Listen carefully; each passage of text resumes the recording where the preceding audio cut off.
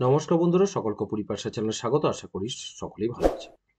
বন্ধুরা, বাদ দেওয়া হলো বিএড প্রার্থীদের এবং তার সাথে এনআইএস ডিএলএড প্রার্থীরাও বাদ গেল। নিয়োগ নিয়ে বড় সুখবর শোনালেন পর্ষদ সভাপতি গৌতম পাল। আজকে খুব গুরুত্বপূর্ণ বিষয় নিয়ে আলোচনা করতে চলেছি, তাই সকলকে বলবো ভিডিওটি প্রথম থেকে শেষ পর্যন্ত অবশ্যই দেখবেন। সুপ্রিম কোর্টে ছাড়পত্র মিলতেই প্রাথমিক শিক্ষক নিয়োগের ফল প্রকাশ করল প্রাথমিক শিক্ষা পর্ষদ। ৯,৫৩৩ জনের নিয়োগের প্যানেল প্রকাশ করল পর্ষদের ওয়েবসাইটে তা প্রকাশ করা হয়েছে। এবারে সফল হওয়া প্রত্যেক পরীক্ষার্থীর প্রাপ্ত নম্বরের ব্রেকআপ বা বিস্তারিত তথ্য দিয়ে দেওয়া হয়েছে। স্বচ্ছভাবে নিয়োগের জন্যই এটা করা হয়েছে বলে জানিয়েছেন প্রাথমিক শিক্ষা পর্ষদের সভাপতি গৌতম পাল। শূন্য পদের সংখ্যা ছিল ১১,৭৬৫টি। তার মধ্যে আপাতত ৯,৫৩৩টি পদ পূরণ করা হবে। কিছুদিনের মধ্যেই এই শিক্ষকদের স্কুলে নিয়োগ করা হবে বলে জানিয়েছেন পর্ষদ সভাপতি গৌতম পাল। কয়েকদিনের মধ্যেই জেলা থেকে নিয়োগপত্র হাতে পেতে পারেন চাকরি প্রার্থীরা। নিয়োগপত্র পাওয়ার বিষয়ে যাদের নাম তালিকায় রয়েছে তারা মূলত 2014 এবং 2017 সালের টেট উত্তীর্ণ পরীক্ষার্থীরা। 2022 সালের যে বিজ্ঞপ্তি ছিল তার ভিত্তিতে এই নিয়োগের ঘোষণা।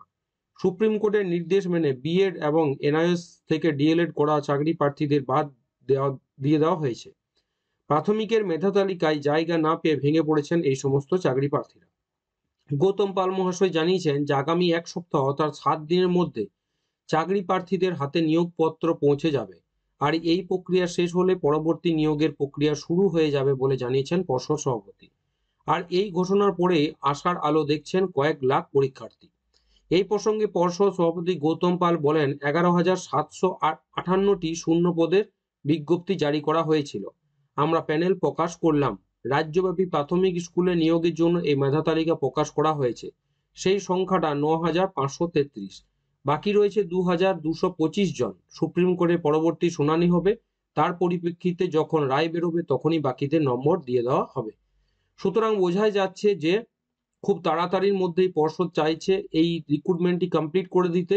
যদিও শোনা যাচ্ছে যে এর পরেই মানে প্যানেল প্রকাশের পরেই আজই কেস হয়েছে এর বিরুদ্ধে। কি বিষয়ে সেটা ভালোভাবে জানার পরই পরবর্তী ভিডিওটি চ্যানেল মারফত প্রকাশ করা হবে। তাই সকলকেই বলবো, যারা চ্যানেল নতুন চ্যানেলটিকে অবশ্যই সাবস্ক্রাইব করবেন, শেয়ার করতে ভুলবেন না, নোটিফিকেশন বেলটি অন করে রাখুন, ভিডিওটিকে অবশ্যই একটা লাইক করুন। সকলে ভালো থাকবেন, সুস্থ থাকবেন।